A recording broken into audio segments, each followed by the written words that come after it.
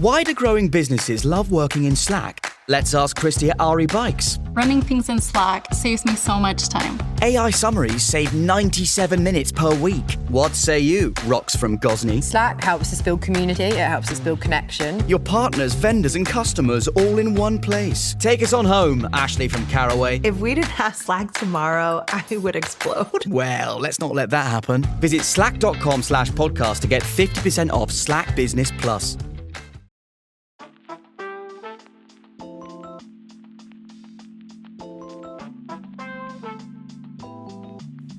Hey, it's Meredith. Have you ever caught yourself doing something that is so not something you want to be doing, so unproductive that you're like, man, I thought I was past this. Like, what am I doing? That, my friend, is a coping mechanism, which is really just a survival skill. But they're the skills that we often judge ourselves most harshly for having and using. And those skills and the shame that can come from simply having them, I think, is what keeps people stuck in cycles where they can't make progress, they can't break out of things, they can't be nice to themselves.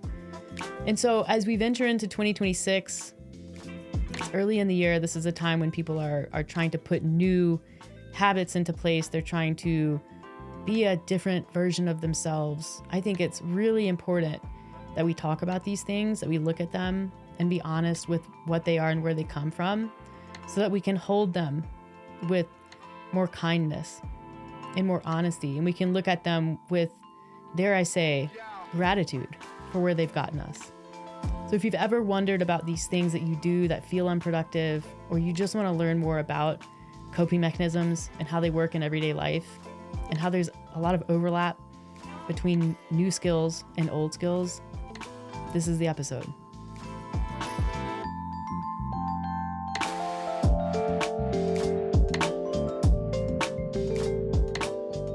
That mic is hanging on by a thread.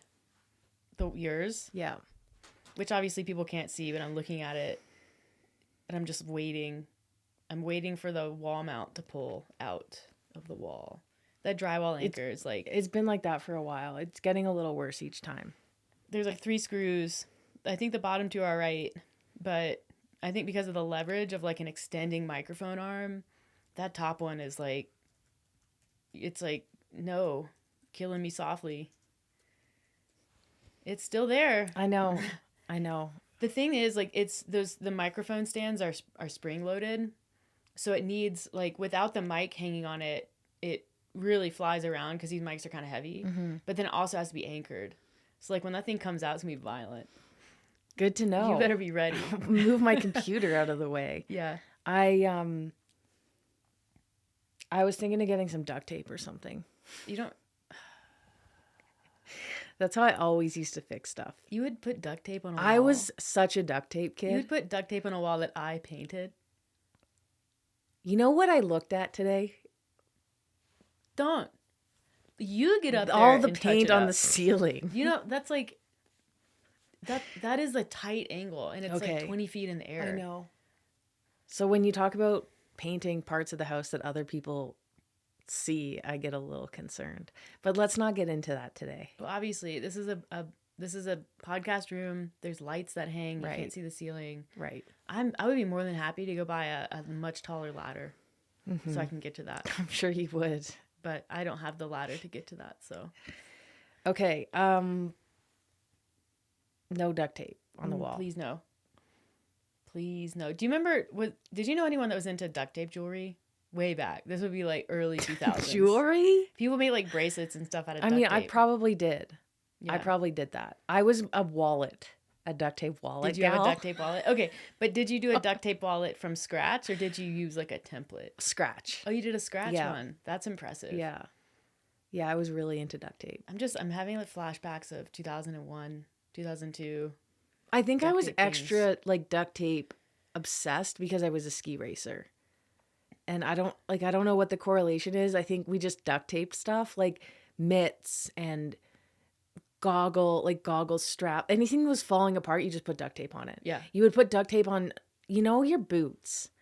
There's right on top of the toe, there's a little slit We used to duct tape that so like no snow would get in. Okay. Duct tape our liners of our boots because those used to tear a lot. Yep. You know, when you're skiing every day, it gets torn up. Things get torn up. You use it hard. Okay, that video that you sent me earlier of the woman skiing the slalom course and like out of the gate, her glove and her pole, she just loses it. Right? How painful would that be? I was just thinking like that is the equivalent. That is the equivalent of like holding your hand out and letting someone slap you with a ruler like 60 times. You have no idea how hard those gates are. And they're cold. It's a thick plastic dowel that you're smashing with your hand. Literally like punching them. That's why slalom poles have the knuckle guard. Yeah. I was worried. Yes, she got third.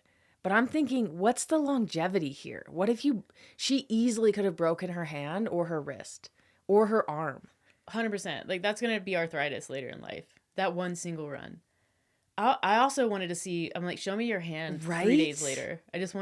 I would like to find that. Crazy. That's one of the craziest videos. Because you're just like watching her punch these gates and then she gets to the bottom and she's hot. She also wins. She puts up the fastest time at that point. But then she's just like grabbing her hand. And I think her coach runs over and the first thing he does is grab her hand. Because like everybody knows what that would feel like. Yannicka Kostelic skied the slalom without a pole and a glove 20 years ago, January 5th, 2006, one of the most iconic moments in alpine skiing history. Finished third in Zagreb after skiing an entire slalom run without a glove and a pole. She lost it pushing out of the start gate, which happens. Yeah. But you don't keep going. She just like, did that change? So I was wondering, because I'm not a ski racer. Did that change the way she skied? Like her position? You can tell she's falling inside a bit on her right side where she doesn't have a pole because poles help balance a lot. Yeah. But I was watching this very intently and she just adapted so well. Yeah. Ouch. It looks like she took a lot on the forearm. Yeah. But even so, like, I don't think she has anything on the forearm. Well, yeah. Nowadays you wear forearm protectors, but I don't think back then. Yeah. I've never had them. No, she doesn't have one on. Yikes. Even there's some turns where she drags her bare hand on the snow. I saw that. That alone would be painful. Can you imagine? Like you're like hand is messed up and then you're like, okay, but I need to drag it on the snow. That would be so bad. Oh my God. It's not like it's soft snow. No. You're dragging it on ice essentially. Wild. Yeah. Some people cut from a different stuff, a different cloth. Yeah. We're talking today about coping mechanisms, so I thought it would be neat to like maybe talk about our weirdest ones or the ones we wish we didn't have. Yeah. And I mean, coping mechanisms differ depending on what it is that we're coping with, but like generally probably stress is the one. Like stress brings out people's weird adaptive shit. So what's yours? I mean, besides like screaming and starting fights, Yeah, that. Probably exercising a lot. And, that coping mechanism is somewhat celebrated in our society, which can be problematic in itself. Oh, yeah. What about you? I don't have any. It was a joke. It was a trick question. I'm so well regulated. You ever listen to those podcasts? You're just like, what? I'm done here. I hate her. Click. Get out. No. Also not, yeah. I mean, anyone tells you that they don't have shit, they're lying. I probably, nail biting. It's probably not my most like severe one, but it's the one that I wish I could get rid of.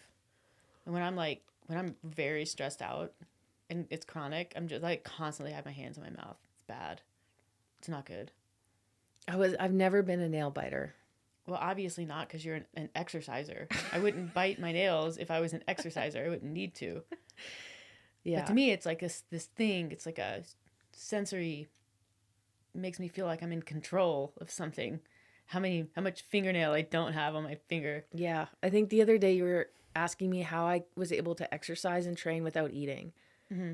And I was like, I don't know. It's like better that way. And some like when I'm really stressed or really activated, it does not matter. Honestly, the more effed up I am, the better I perform. I should really I've never had to compete while like really, really stressor activated. But I feel like that would unlock a new Yeah. Alex. I don't know that there's probably not a lot of longevity in there though. None. I want to put a pin in that from an identity standpoint because I think we're going to come back to that topic. Okay. Just remind me when we get there. Be like, Meredith, there was something you were going to ask me about me. There's something we need to take the pin out of. Yeah. At this moment, you said put a pin in it. Okay. Yeah. I wonder how many times I say put a pin in it on this podcast and then like I never take the pin out. Probably a lot. Probably. It's kind of like when you're like, okay, first thing, and then there's never a second thing. I mean, knowing us, that's probably happens every 3 podcasts. Yes. Yeah. I guess coping mechanisms it's an interesting topic, especially this time of year as people are kind of dabbling into, new year, new me or whatever it gets said. People work on their habits. It's a time where we're refreshing things. And I think that's normal. I would say a lot of the things that people struggle with on a regular basis they come from like maladaptive coping mechanisms. And so I don't think it's possible to talk about change without talking about your old survival skills and kind of how they fit into the picture. Because I think probably so many people, they see those things as failures. They're like, I don't want to do this anymore. I don't want to be this person. And so when they pop up, they see that as a failure instead of, okay, well, let's like look at the same thing through maybe a different angle. And, it's a survival strategy that you developed somewhere along the lines. Even if it's like, it's no good for you now. It didn't come from nowhere. Yeah, there are different terms for this. And what I'm familiar with through some of my podcasting and reading lately is there's an adaptive child. And that's kind of that's the coping mechanisms. Adaptive child. Yeah. Okay. So that's the child inside of you that has learned these coping mechanisms as you've grown up, most likely, or even in adulthood in some cases. And then there's the wise adult. Yeah. And the wise adult is when your prefrontal cortex is working and it's active and you're making wise decisions and you're Alex. You're the Alex you want to be. You're making decisions that align with your values. And, look back, that was a great decision, Alex. Yeah. Your inner child is this, or alter ego, as we like to call it sometimes, is a child. And it's activated when you're activated, when there's a threat. And that could be anything. And that's when the coping mechanism comes out. It's your inner child screaming, saying like, there's a threat, you need to do this. It's your amygdala. Yeah. It's that emotional response. And what I'm learning and what I've read is along what you said, it's easy to say like, I hate that inner child. I hate that alter ego of mine. It's coming out. I just want to suppress it. I just want to push it down. I want it to go away, but it's not going to go away. It's part of you. Yeah. And so you have to kind of learn to work with it and love it. And deep within you, say to that inner child, as a wise adult, I've got this. I can protect you now. You don't have to protect us.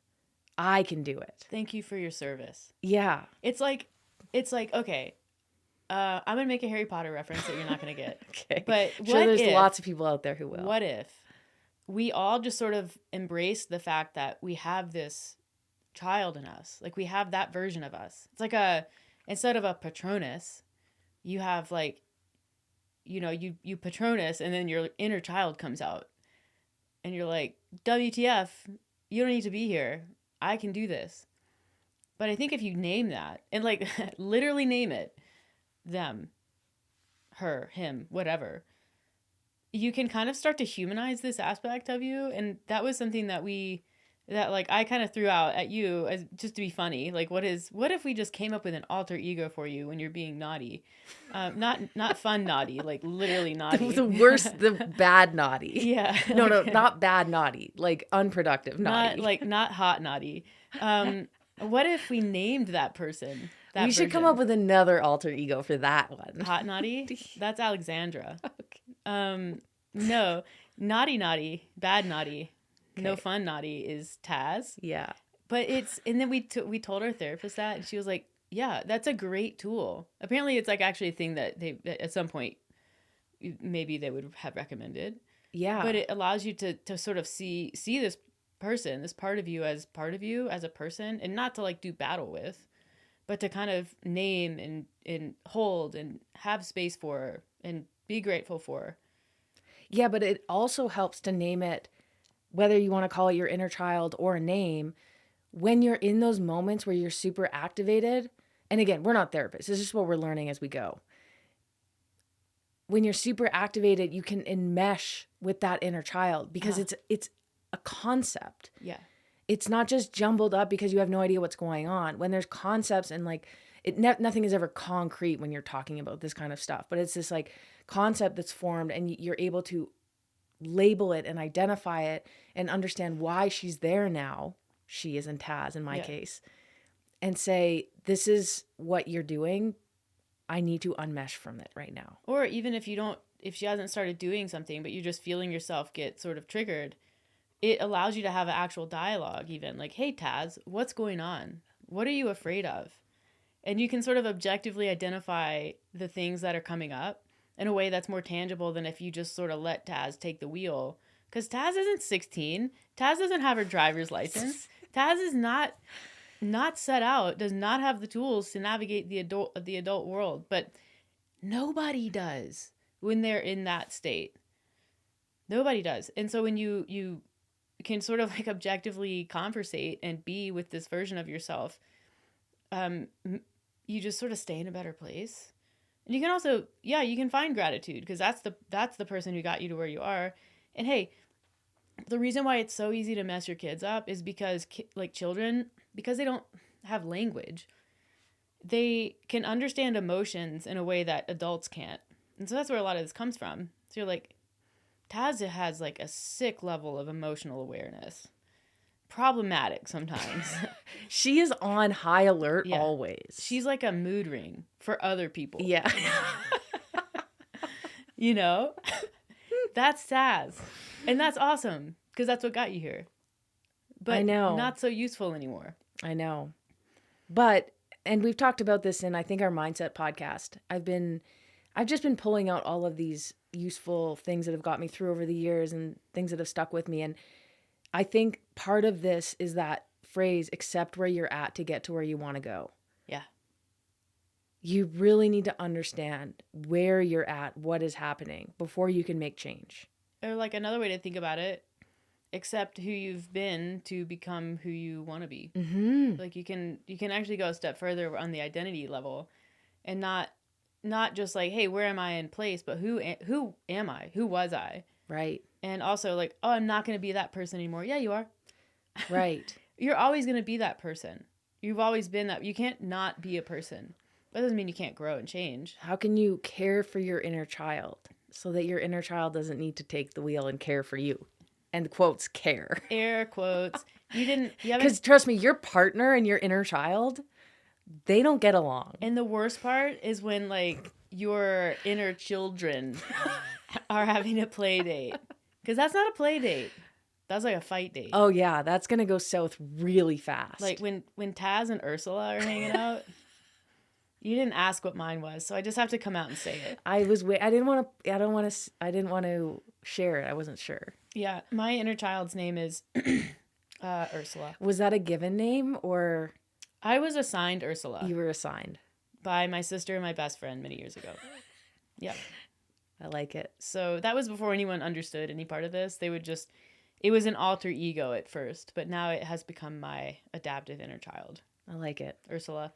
I haven't decided if she has like octopus legs or not, but maybe.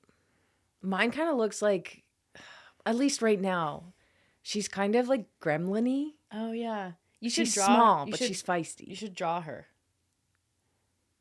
You should do some art. She's like a mix between our cat Ren and a gremlin right now. When I picture Taz, I see an anime character. I don't know why. Oh, interesting. Yeah. Most of the time, she's just a squiggly line. With eyeballs. And like she makes absolutely no sense. Just chaos. Yeah. In a yeah. But a snarky smile on her face, always. Yeah. That's, yeah. So yeah, I mean, I guess this is worth talking about because coping mechanisms are learned and adaptive, and they do often, not always, come from like co-regulation issues when you're a kid.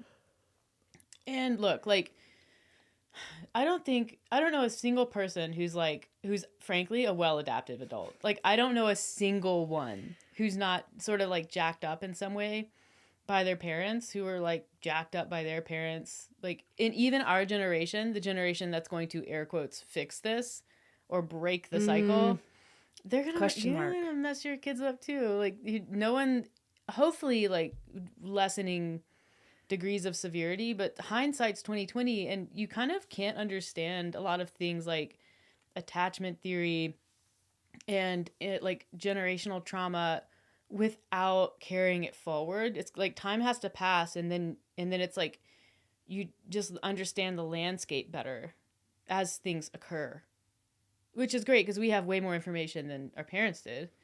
But we don't know what we don't know. So what's going to come up in 20 years? You know what I mean? Yeah, I mean, there's a lot of new theories coming up Yeah. in the last probably 20 years. And some of them, they seem like they make sense. Yeah. A lot of people are talking about the same thing, but you don't know. Yeah. It might be the case that not everything is from your childhood. And I mean, I think it's not the case. It just might be more nuanced. Yeah. I mean, look at a lot of the Freudian psychology has sort of, we don't rely on that so heavily anymore. But you start with what you have and the knowledge you have, and you kind of grow from there. Yeah. I was listening to a podcast today because I'm listening to all these experts, and I really like Rich Roll, and I was listening to one, Jillian Turecki, who was on Rich Roll. And I am also reading a book by a different psychologist, and this woman was saying, it is very nuanced. Yeah. There are a lot of things that have happened in our past to make us who we are. And so it's not just a kind of a one size fits all. I think it's like the easy thing to look at and address first. Yeah. But then there's obviously a lot of layers. For sure. Yeah, but when emotional needs go unmet in childhood or elsewhere, but mostly childhood, you kind of find these workarounds to, and that can be, sort of depends. I mean, this is the way that people create strategies for managing stress or, the fear of rejection or dealing with uncertainty. That's when you see it. It can come out with food. It can come out with withdrawal. It can come out with people-pleasing behaviors, distraction, like perfectionism. Like it's almost like people just sort of go down whatever the natural path is. And these coping mechanisms, like the way people cope isn't random, even though it can feel really random as an adult. It's a very brilliant survival tactic that you develop somewhere along the way as a younger version of you, doing the best that you can with what you have, which when you're young is not much. You don't have much understanding of really anything.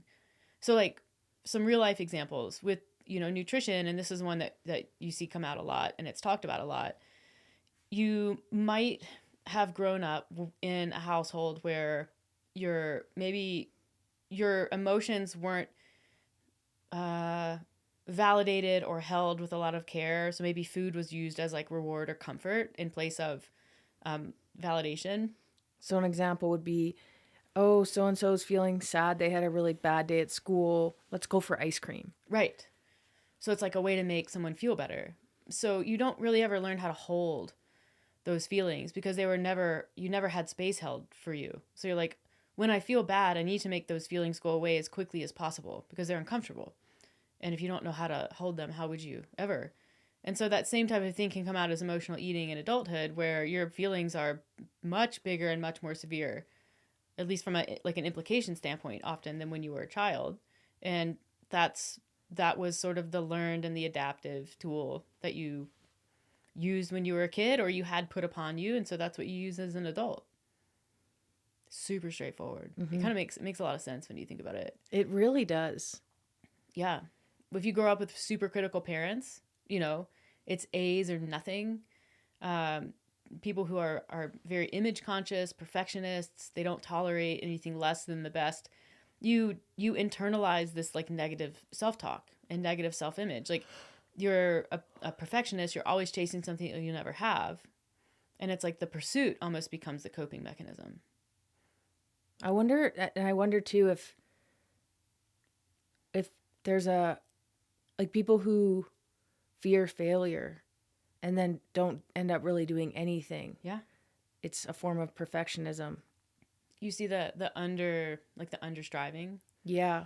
Like they just are so scared to try anything because if they don't succeed, then their identity is tied to that. Yeah. They're a failure. Mm-hmm. Yep. Body shaming, or I would say like overexposure to body conscious fitness content or just fitness as a kid probably would result in either kind of the same thing, like in the avoidance of movement or a tendency towards over exercise. Yeah. Or your relationship with food as well. Yeah, that one's kind of multifaceted. But I remember we knew someone who had some struggles with food. And I remember them saying that they didn't grow up in a household where food was really even, it was totally a very like air quote normal household regarding food talk. Yeah. Body talk. But it was the school that they went to and the people they were around. Yeah. That triggered issues that came up later in life. And that was kind of the catalyst for some of her troubling relationships with food and her body. So yeah, it can come from anywhere, really. Yeah, and it's not like, oh, this, then this, this, then this. Like there's so much crossover and overlap here. Totally. Just some examples. Like if you're like witness to or exposed to unhealthy relationship dynamics when you're a kid, like that can result in that kind of people pleasing, conflict avoidance, emotional management or emotional withdrawal, things that are not super helpful when you're an adult. So I think people start running into this when you kind of wake up or you realize the coping strategy is having negative consequences somewhere in your life, or it's a barrier. And so the question is like, why keep using outdated tools? And I think this is like a huge source of frustration for people when you kind of like recognize it, but you keep using it. And it's like, well, I'm just a person who this. And they stick, they recur because they work super quickly, like right away. I think there's the regulation that can come from them, and then also the familiarity with them. Like the comfort. Yeah, it goes beyond just the mechanism itself, and it becomes almost like a ritual that you do. Even when it's not really aligned with anything else that you want to be doing or the values that you have. Well, as Dr. Ellen Langer says, everything we do for a reason. So if you ever find yourself saying, I don't know why I do this, I just wish I wouldn't do it. Sometimes it can be so helpful to kind of walk down this path with something that is unproductive and ask yourself, why am I doing this without judgment? I'm doing it because it makes me feel good in the moment. Why does it make me feel good in the moment? You go down that path again and understanding why you do it without judgment. I do it because it makes me feel safe. It can strip that judgment and then you can get into it and then you can change to be more aligned with your adult self. Yeah. But everything, the more I think about that line and the more I apply it to my own life, it's so true. Yeah. I mean, the human brain is just wired for that, for familiarity and efficacy over change. And of course it is. Like, think about the way that we used to live before we had access to amenities and technology and options. Like, it is a survival mechanism to find repetition. And so under stress, especially, the nervous system is going to revert back to patterns, to old ways of doing things. And that's not a weakness. That's literally the way the brain is wired. And I think it doesn't mean that you can't unwire it. Like there's loads of science now on neuroplasticity, and even without knowing the mechanism, you see people change over time through healing and learning and growth and therapy and all of those things. And so it's kind of holding the fact that you can be healing and improving while still leaning on old tools. And that doesn't mean that you're failing the process. It just means that you're kind of in that messy middle, the transition phase. And I remember this came up with someone, I think it actually when I first did a deep dive on this topic, because emotional eating is a really tricky one. It's like, it's the one that comes up most commonly in what we do and the people that we see. You know, with binge eating, specifically during periods of stress, if not binge eating, just like comfort eating. So when you have someone who's committed to improving their nutrition and their relationship with food specifically, and how they see food and how they see themselves, and using a variety of tools to develop better intuition around food, but then they get overwhelmed with something that's unusual and they binge, or they eat comfort foods, or they do these things that they're like, shoot, why did I do that? And it's like, I've been working so hard.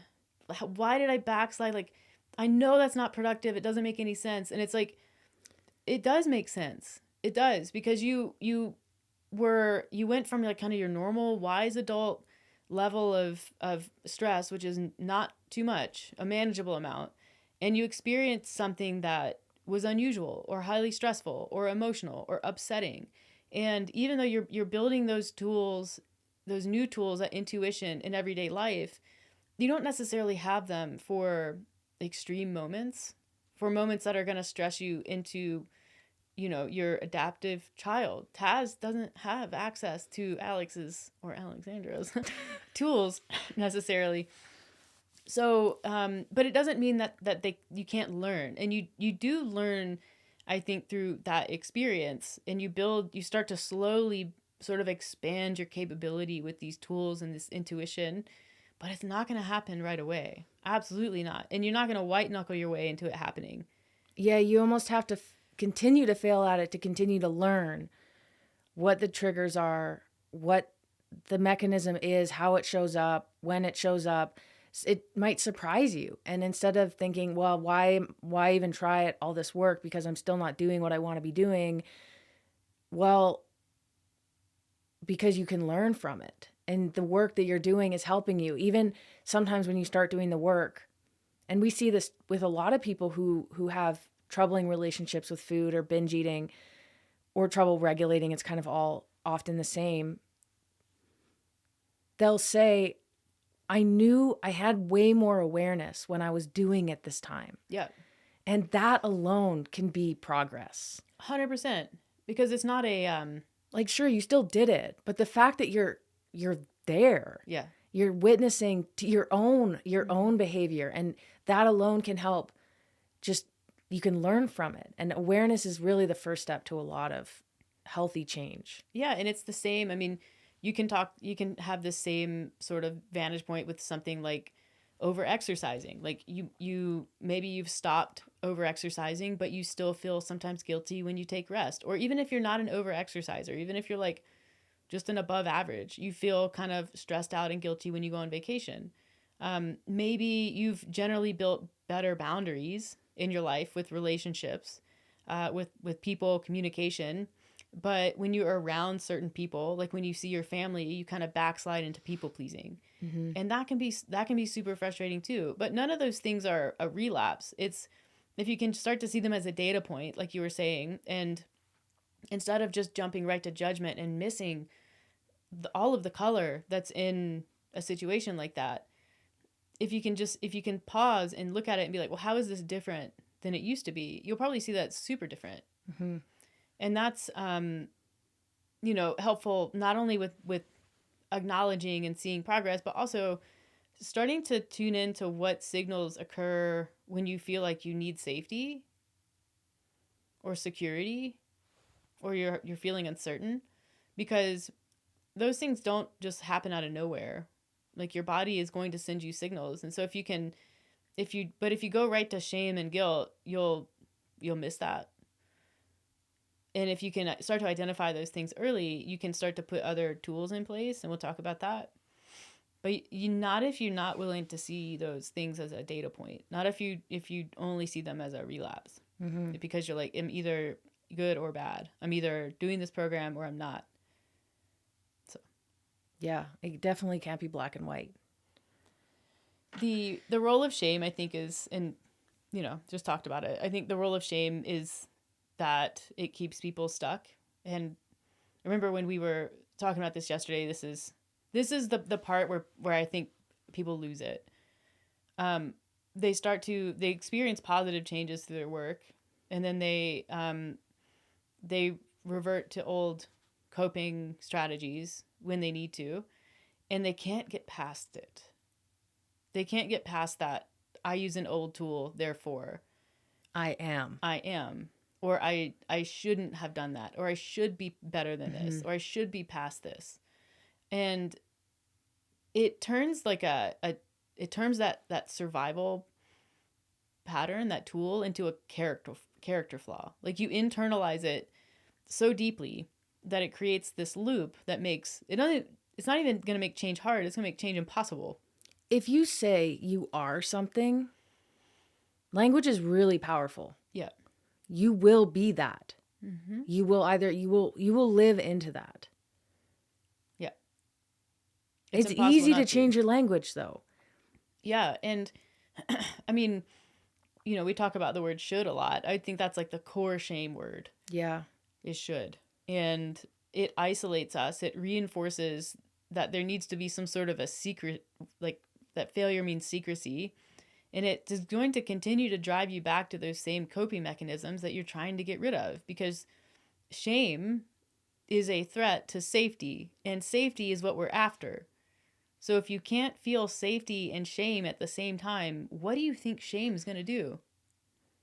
I think shame can also be something that makes you feel safe because it causes you to retreat. And that can be a form of safety for people. Yeah. It's a protective measure. But again, what do you get from that? Nothing. And I read the other day that shame is really self-indulgent.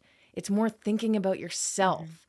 And it's keeping you from growth. It's keeping you from showing up for others the way you actually want to. Yeah. And it's hard. You don't want to, I don't want someone to feel shame and then say, oh, I'm so shameful and I'm self-indulgent, which is going to cause more shame. It's more like, it's a way of snapping out of it. I think a lot of people feel shame because a lot of reasons, but I think, or guilt, it makes them feel like they care. Yeah. Like if they just come out of it and they're like, I learned so much from that, then it might be perceived by themselves or other people. Well, does she even have any remorse? Does she care? Isn't she embarrassed? Like, she's just going to change by saying that she'll do better next time? Yeah, but shame is this weird, like, internal atonement that no one even realizes you're doing anyways. I mean, you can externalize it, but yes. Yeah, but you're more likely to feel safe, which is that fundamental need when you feel seen, when you feel resourced, when you feel validated, and you don't feel judged. And as much as you feel like people will judge you, no one's going to judge you more than you judge yourself. And most people are going to be like, oh, I'm glad I'm not the only one. Right. And you start to see that when you start to share and just connect with people. Not that you need to be airing everything out all the time like we do, but you do kind of feel, oh, it disarms this thing that I didn't realize I was carrying all this time. And when that happens and you feel safe, like, you just start to show up in a different way. It's not even about sometimes building different tools. It's just like showing up with a different energy and then realizing you don't even, there can be a void even. It's like, I just don't do this thing anymore because I don't feel the need to do it. It's not like, oh, I don't bite my nails anymore because I have a fidget thing. Like, maybe I just don't bite my nails anymore because I'm not chronically stressed out. And I feel like I can actually talk about my feelings and people won't make me feel bad for having them. So you can't bully yourself into healing. And I think that's people, they feel shame and then they feel guilty about binging, they restrict, and that leads to more binging. They feel guilty about skipping a workout, so they wedge. They'd fit in a whole week of workouts in 2 days. They feel weak for needing comfort or being seen as someone who can't handle their shit. And so they hide or isolate in their relationships. And all of that feeds the loop. It's just like, okay, it's the snake eating its own tail. Yeah. It's just like, it's going to make nothing. It's going to make everything worse. But it's those people that think they can just like, oh, I'm just going to do this. I'm just going to try harder and I'm not going to do this thing.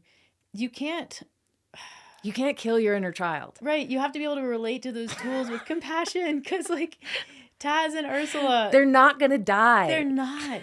They're not. They're going to just steal all They're your keys. immortal. They are. Yeah. They come back. Trust me, I know this because I've pushed Taz. They bring friends. They bring friends. They get stronger. Yeah. The more you try to shut them out, Yeah.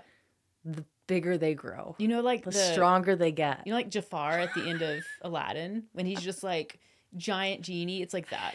It's like that. What's that movie that we just saw with Kristen Stewart, where at the end the Oh, Love Lies Bleeding? yeah, the woman at the end is humongous. But imagine it's just like actually the most maladapted 6-year-old you've ever seen, who can just crush anything. That's Taz. Isn't that scary? Yeah, it is. It's like a Godzilla-sized toddler. Yeah. Squiggly lines Instead with of eyeballs. taking Taz and saying to them, it's okay. And then Taz can rest. Yeah. And you can take the lead again. And you can go back to the next day and you can talk to your nutrition coach or your therapist or just a friend. And the next day you can start out and just eat the way you know how to eat and not restrict and not be in this cycle, break the cycle. Well, I think and that goes to right to building new coping tools, because, and I don't, when I start to talk about positive things, I don't like to use the word like positive coping tools, because I think it really is more just like balanced regulation. Mm-hmm. And I think to start building those tools, it's about having options, and also knowing that old option that you don't want to do is still an option. It's like, I could binge, or I could call someone, or like I could rest. I could go for a walk. I could push through and become a nightmare to myself and others, or I could take a beat and calm down and just like be with myself. I think binging and food as a coping mechanism is one of the hardest ones, because we all have to eat. You are faced with it multiple times a day. You can be someone who relies on alcohol or become an alcoholic or addicted to something that is like substance abuse of the sort, and you can cut it out of your life. You can go cold turkey. Theoretically, yeah. Yeah. I mean, that's the idea that a lot of people subscribe to. You don't go to bars. You know, you tell people you don't drink so that they don't offer. But with food, you have to eat multiple times a day, every single day of your life. Yeah. It's always there. Yeah. And it is so, that makes it so challenging, I think. Yeah, but I mean, if you want to talk about like the addiction model, and I'm like a stickler on language. I don't think that food addiction is a thing, and I get really frustrated when people say that it is a thing. I think eating can be a process addiction, but that's not the same as a substance addiction. But language and semantics aside, even addicts. So if you're looking at, addiction's super hard. When you're looking at people who do successfully recover from addiction, the most successful program consistently is the 12-step program. And a core element of that program is acknowledging that you are an addict, and that is always an option. And you have to understand that it's always an option. And then you're not going to get to a point where you're not going to see it as an option. And you have to be able to hold that, and at the same time, layer in new things. You're not going to, like, there is no snapping your fingers and just changing things, whether you're dealing with addiction or you're dealing with just troublesome coping mechanisms. New habits and ways of doing things requires repetition, but it also requires like a nervous system sense of safety. Ironically, I mean, when we just talk about like those things contribute to not feeling safe. So you kind of have to, while you're learning those new tools, you are probably still going to need the old ones sometimes, and that's okay. And I think it's super helpful. You kind of have to be able to say that's okay. Maybe even knowing that they're there is a form of comfort in itself while you're dealing with the discomfort of not using them. Yeah. Like they're right there. And then when you do, you can also, like when you do use them, you can be like, oh, I wish that didn't happen. You can have that feeling and still feel okay about it. You don't have to go all the way to, shame spiral. But it's like, this is the balancing act, and this is the tricky one. And I would say super tricky with food and with eating, because eating is just reinforced on so many levels, like you said. I think actually a lot of coping mechanisms can be reinforced in some ways. I think about even people pleasing. Yeah. That can be reinforced in some ways. It's unsustainable. People crack, but that can be really, really positively reinforced over the course of time in your job, in your family role. I mean, people who get to the top of corporations are killers sometimes with a horrible emotional IQ and no adapted skills whatsoever. Yeah. And it's like, you can be a very emotionally immature person and very successful. They're not proxies. Just because someone's successful doesn't mean that they have everything figured out. Yeah. In fact, it might mean that they have approximately zero figured out. Yeah. But you look at these other tools, like learning to regulate emotions with breath work instead of food, swapping self-talk that's not nice for curiosity, asking questions, using movement as stress relief and not for atonement or punishment, learning to deal and tolerate conflict and disagreements instead of just, shutting down or trying to fix everything. I think there's, with the emotional regulation thing, especially with the fitness and eating, where people do it specifically to get rid of feelings, I think that's where like somatic work can be really helpful. Learning actually to like feel your body, feel sensations, which are like precursors to feelings. That isn't pain. Yeah. That you're causing through exercise or by starving yourself. I remember one of the first times in our work, in our joint therapy, where she asked like where you felt something in your body, and you were basically like, what? She's like, do you feel the chair that you're sitting on? You're like, what? You know what I mean, though? It's not an intuitive thing to think about until you start thinking about it. But then once you do, you realize like how your body's talking to you all the time. All the time. Yeah, I mean, I absolutely think there's a very, very strong mind-body connection. And it even goes beyond where do you feel that? I think going back to yoga practice, which I was never big on, but I did, hot yoga, which is extreme. We carry a lot in our bodies. I mean, there's the book, The Body Keeps the Score, the stress, the impact it has on stress. And I think back to, this is so anecdotal, to the fall. I don't know if you remember how achy my hips were. Yeah. And I'm thinking, I wonder, and nothing had really changed in my training. Yeah. And I think it was a result of the stress I was carrying. Do you remember how incessantly itchy I was? Yeah. Do you remember that? Yeah. I was like scratching myself raw because during that same time you were having the hip thing, I was like, God damn it, I'm so itchy all the time. You would get in the shower and your stomach had red lines all over it from scratching. I would just get my hairbrush and just like go to town on my like whole body. I'd like be reaching back. Yeah. I don't know how I didn't make myself bleed. And it wasn't just like, it was my whole body. Yeah. It was like my legs, it was my arms. Yeah, I mean that could have been stress. Absolutely. I think it definitely was. I think stress is a huge factor. It was crazy. I figured that out a while ago, actually. I'm like, she's going to kill me.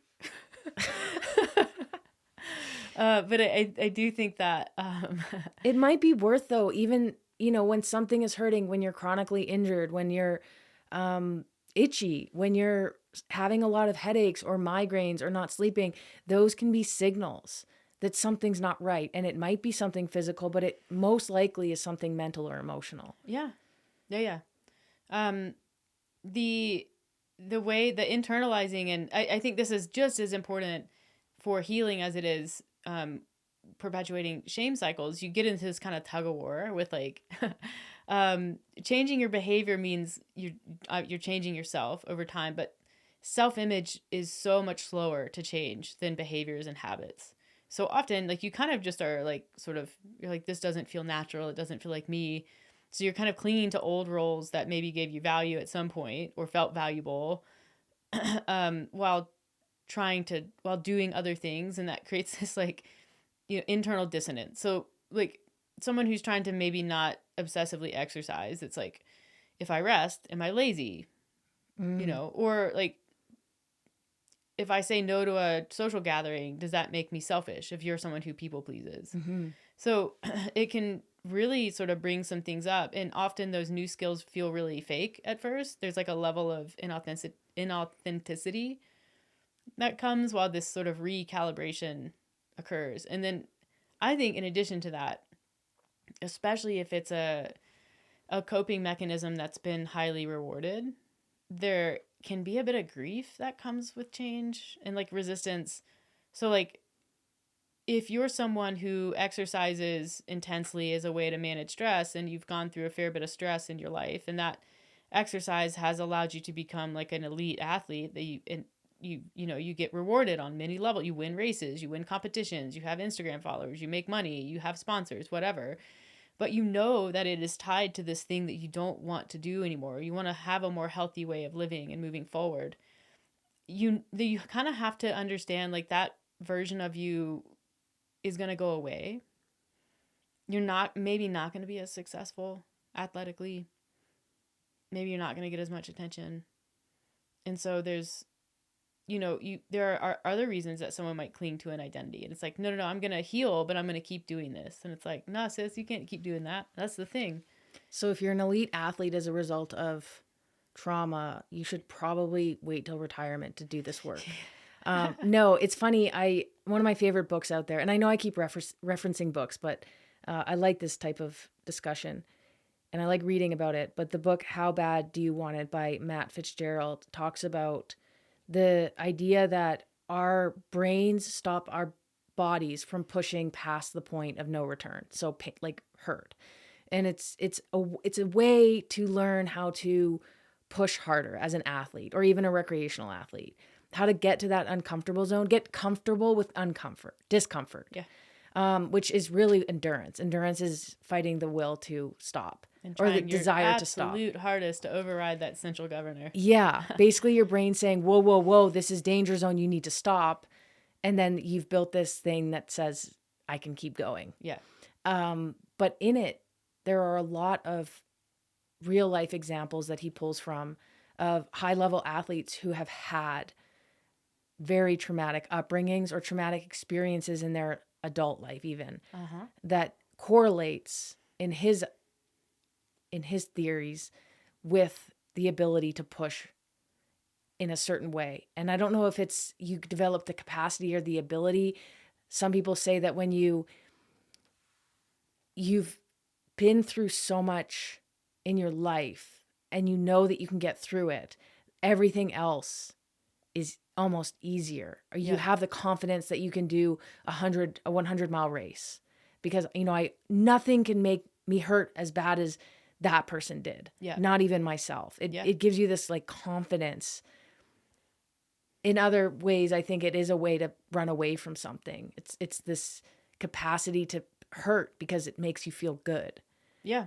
And also it means if you're feeling good, or you're just like having to deal with that kind of hurt, you don't have to worry about those feelings that you don't want to feel. Totally. Yeah. I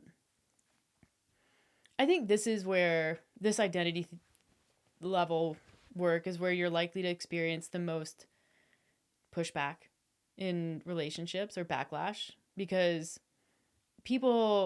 there are people who in your life who prefer the old version because the old version probably makes them feel comfortable. It's like people don't like to face the fact that maybe they haven't changed or worked that hard to grow. So when they see people in their lives that they have a relationship with of some kind, changing and growing and evolving and maybe being happier and being, not suffering at their own hands so much, people can try to pull you back into people pleasing, into self-doubt, into guilt, to keep themselves comfortable. And it's a really good reminder that like that's probably going to happen to some degree, and it's not your job to keep those people comfortable. There's a theory that emotional regulation and focus on interpersonal relationships and improving those is becoming more of a discussion now because the old idea of patriarchy or individualism is being challenged. And it's not necessarily just patriarchy in the economic sense, but in the social sense. Yeah. So the way that households typically run, the woman does a lot and the man kind of doesn't do as much, at least in the home. And so now women in the workforce, in society, but in the home are pushing back and saying, whoa, whoa, whoa, wait a minute. Like, I don't want to just cater to you all day. Right. I want to be more than a mom or a housewife. And that's part of initiating this change of speaking up and saying, I don't just want to do this. What are my needs? Yeah. What do I need from this relationship? I actually want to connect. It's not just something that you're not just serving a purpose in a relationship. I want a friendship. I want connection. I want intimacy, which, I mean, I didn't live in those times. I don't know what it's like. I haven't asked my grandpa. He wouldn't talk about that anyways if I asked him. Hey, Gramps, let's talk about social patriarchy. When did grandma start pushing back against you? That would never go over well if you know my grandpa. But I do think that there was probably pushback in the global society. Not global, because of course there's some... Well, yeah, I mean, there's some countries like, where they're, There's a global, or certainly a North American and national, like many countries in the world are pushing back against patriarchal systems, which it's not like, don't get upset. It's just well, the thing fact. is, it's men too who are suffering from this. 100%. Yeah. And it's just, people are starting to wake up to that and to see it, but change is not easy. Change is not without pain and difficulty and friction and pushback. And often the pushback gets worse before the changes are finalized. Like, there are extinction bursts on a societal level. And I think that I hope that we're in that. I hope that's what this is. Jesus, fuck. Hopefully something positive comes from this. But I guess to quickly recap, the way that you see coping and the way that you see those old skills really, really matters, because shame is going to slow progress, whatever it is you're trying to do. Doesn't matter. Literally, like, universal theme. Where, like, compassion, self-compassion, and openness and honesty is what builds momentum and creates that safety. And you can't change your nervous system won't let you do new things if it doesn't feel safe. So you have to figure out how to build that and make that for yourself. And hell, that can be like your relationships too. Maybe you need to like move on, find a more supportive community. But you can honor the past while building something better for yourself. And it's not, at no point, it doesn't matter how old you are, when you start doing this work, you're not behind. It's not too late to start building something new. Honestly, if you're in this life and you're starting, you're ahead of so many people who just will never get there. But, can you see your old habits clearly? And if you can, that's proof that you're growing and you're evolving and you're changing, especially if you're doing that without feeling shame and guilt. Yeah. Be kind to yourself. Literally, let's make that the 2026 resolution. Be kind to me first. Me first. That's it. That's all I have for today. I have a send-off that's more than be kind. Okay. Elizabeth Gilbert says, and she wrote the book Eat, Pray, Love. Eat, Pray, Love, and a new one, All the Way to the River. And she said on a podcast I listened to that when you are in a moment, it can be helpful to ask yourself if you're being friendly or unfriendly to yourself. And that's kind of a way to bring awareness to how you're speaking to yourself and how you see yourself and how to maybe shed some of that shame, because it allows you to ask, would I speak to a friend like this? Would my friend speak to me like this? It really puts you in a different place that you're familiar with, how you would be with a friend. And I think being unfriendly to yourself is a disservice to yourself. So be friendly. And if you're being unfriendly, go talk to someone who will be friendly for you. Yeah. And adopt that way of speak. Often easier to regulate your nervous system around other people. Yes. Just find the right people. Thank you for listening. It means a lot. Welcome to 2026. We're finally here. And we'll catch you on the next episode.